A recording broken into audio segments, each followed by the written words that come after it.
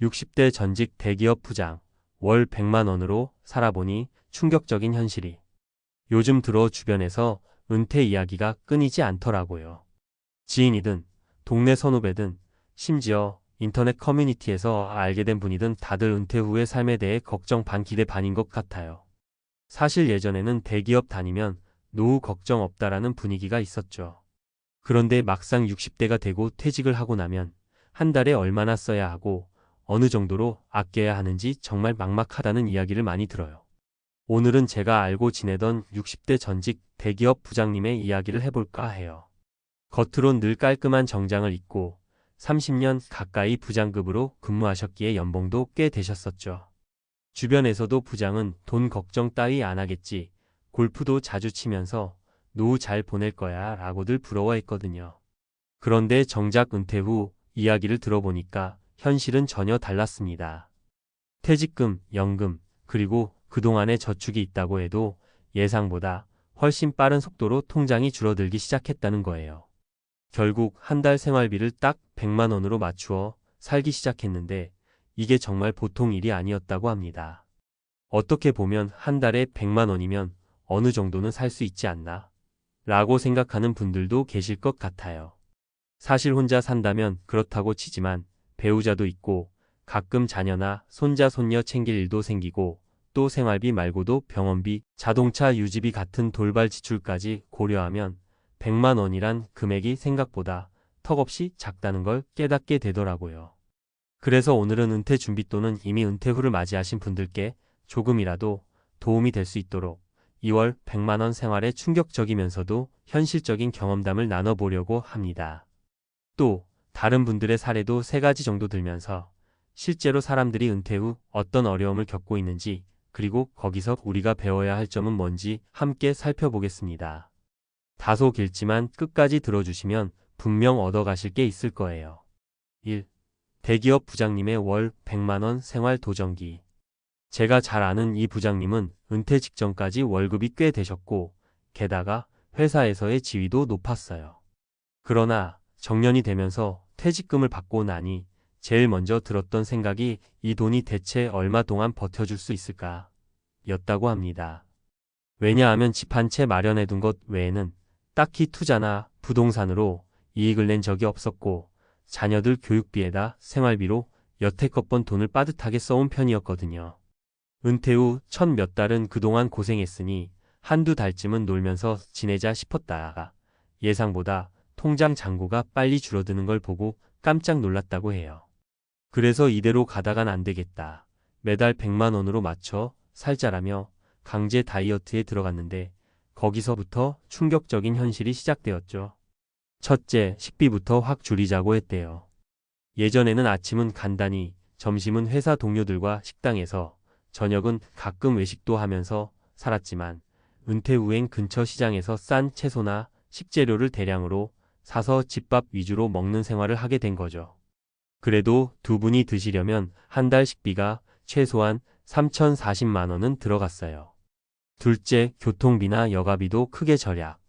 부장님은 차가 있어야 생활이 편하다고 생각해서 차는 계속 유지하고 싶었는데 기름값이며 보험료, 수리비까지 고려하니 한 달 20만 원 전후가 훌쩍 나가더랍니다. 이러니 문화생활이나 사교 모임은 거의 꿈도 못 꾸고 집에서 TV 보거나 산책하는 게 전부였다고 해요. 셋째, 무엇보다 의료비가 예상치 못한 부담이었다고 합니다. 60대가 되면 아픈 곳이 어딘가씩 생기기 마련이잖아요. 혈압, 당뇨 같은 만성질환도 있고 때로는 치아 문제로 치과 비용이 크게 들기도 합니다. 한 달에 10만 원이라도 고정으로 의료비가 나간다고 치면 결국 100만 원 중에 6,070만 원은 필수 지출이 되어 버려요. 그럼 남은 3,040만 원으로 기타 생활비를 충당해야 하는데 사고가 나거나 어떤 예기치 못한 지출이 생기면 바로 적자 상태가 되어버리는 거죠. 부장님 말씀으로는 회사 다닐 때는 내 월급이 곧 내 생활 수준이었는데 퇴직하고 나니 현실적으로 써야 하는 돈이 생각보다 훨씬 많더라라는 것이었어요. 아무리 노력해도 100만 원으로는 부족함을 매달 피부로 느끼며 쌓아둔 예금에서 조금씩 꺼내 쓰게 되더랍니다.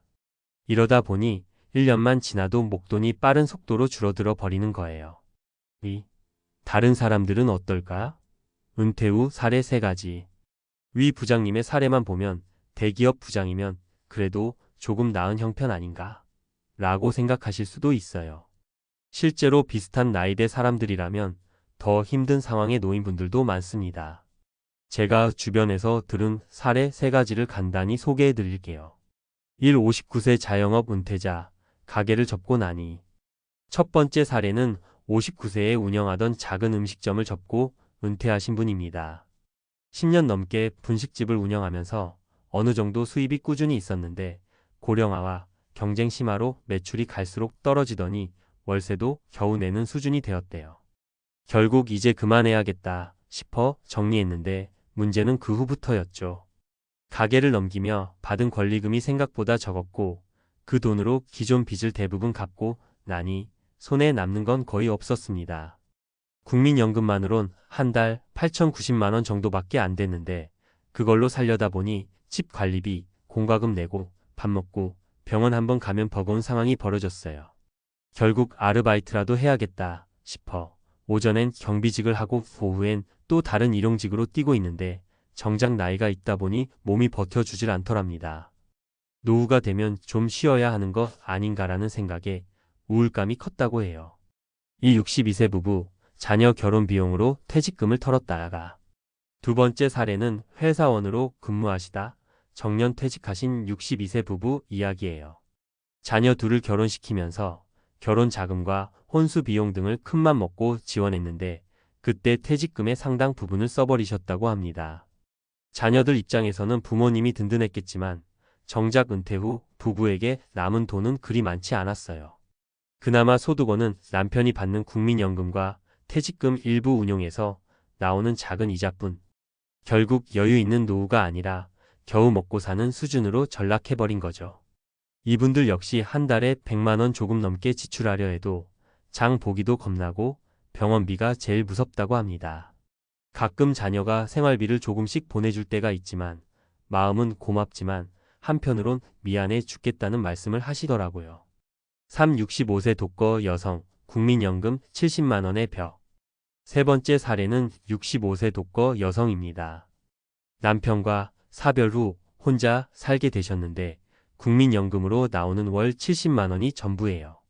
부부 때 살던 집은 처분하고 작은 원룸 전세로 이사 왔는데 전셋집 유지도 쉽지 않고 월세로 바꿔야 하나 계속 고민 중이랍니다. 한 달에 70만 원이면 사실 식비, 공과금, 전화비 등 꼭 필요한 지출만으로도 빠듯해요. 그런데 이번엔 치과 문제로 큰 돈이 들어가게 되었다고 해요. 임플란트 하나 하는데 몇백만 원씩 들잖아요. 이럴 땐 별다른 저축이 없는 상황이다 보니 대출을 받거나 주변에 손을 벌려야 하는 상황이 벌어집니다. 이분 역시 나중에 내 손주들 용돈이라도 조금 주고 싶은데 이러다 내가 아이들한테 빚질까 봐 두렵다고 하시더라고요. 이렇게 다양한 사례를 듣다 보면 은퇴 후에 이 정도쯤이면 살겠지라고 막연히 생각하던 금액이 실제론 턱없이 부족하다는 걸 알 수 있습니다. 3. 은퇴 후 생활 어떻게 준비해야 할까? 그래서 결국 어떻게 해야 하느냐? 가 가장 중요한 부분이겠죠. 누구나 돈이 많으면 좋겠지만 현실적으로 당장 대규모 투자를 해서 큰 수익을 내는 것도 쉽지 않고 나이 들어서 다시 높은 연봉으로 재취업하기도 어려운 게 사실이잖아요. 그렇다고 마냥 절망적이기만 한 건 아니에요. 몇 가지 접근 방법이 있으니 함께 고민해보면 좋겠습니다. 지출부터 꼼꼼히 점검하기. 은퇴 후 삶은 한 달에 얼마를 벌 수 있는가?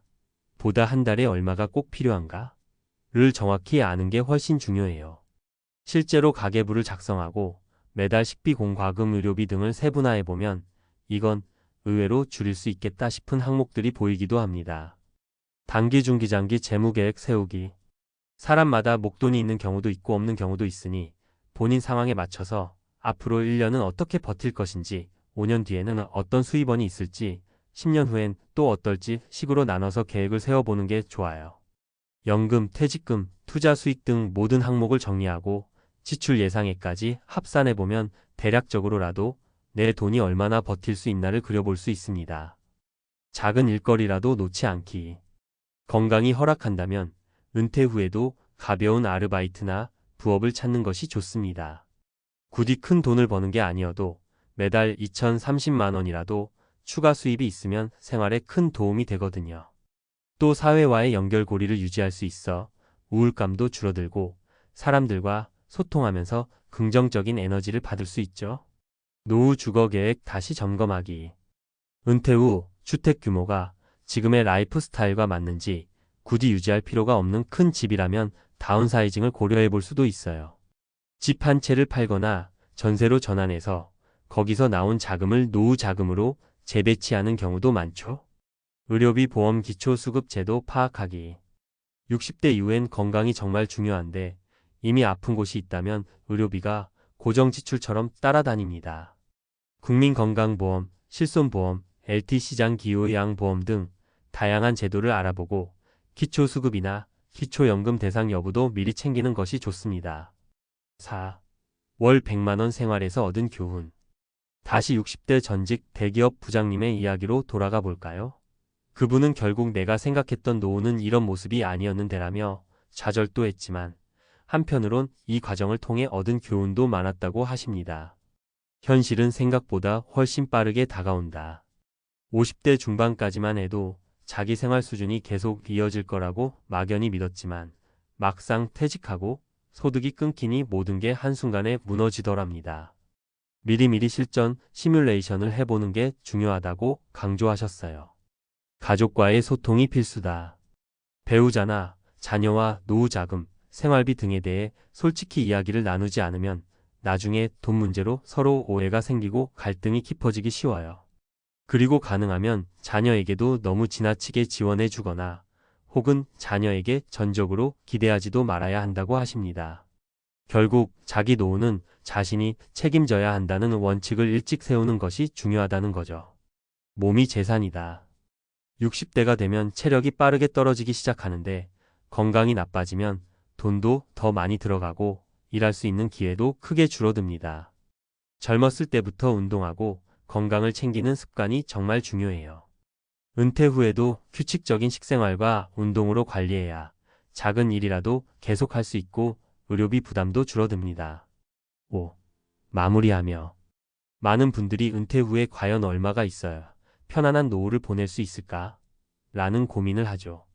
물론 개인별로 상황이 다르기 때문에 월 300만 원이면 된다거나 억대 자산이 있어야 한다. 같은 일률적인 답을 내릴 순 없습니다. 다만 분명한 건 생각보다 적은 돈으로도 살아갈 순 있지만 그 생활이 결코 낭만적이지 않다는 사실이에요. 우리나라에서 월 100만 원 정도로 생활하면 사실상 여유를 즐기기보단 생존에 가까운 삶이 될 가능성이 높습니다. 그리고 예기치 못한 지출 병원비, 경조사비, 집 수리비 등이 생기면 바로 적자로 돌아서게 되죠.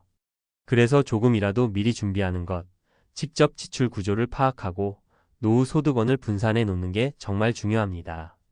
또 은퇴 후엔 심리적 공허감이나 소속감 상실도 큰 문제이니 너무 돈 문제에만 매달리지 말고 취미나 봉사활동, 지역 커뮤니티에 참여해 보는 것도 추천해요. 이런 활동들은 생각보다 적은 비용으로도 삶의 질을 올려줄 수 있거든요. 결국 노후 준비는 돈, 건강, 관계 세 박자를 균형 있게 가져가야 한다고 봅니다. 혹시 지금 4050대이신 분들은 은퇴가 아직 먼 미래처럼 느껴질 수 있어도 부장님 이야기를 교훈 삼아 조금 더 일찍 준비를 시작하시길 권해드리고 싶어요. 그리고 이미 은퇴하셨다면 지금부터라도 차근차근 계획을 세우고 적극적으로 재취업 혹은 소일거리 등을 찾으면서 새로운 기회를 만들어 보셨으면 좋겠습니다.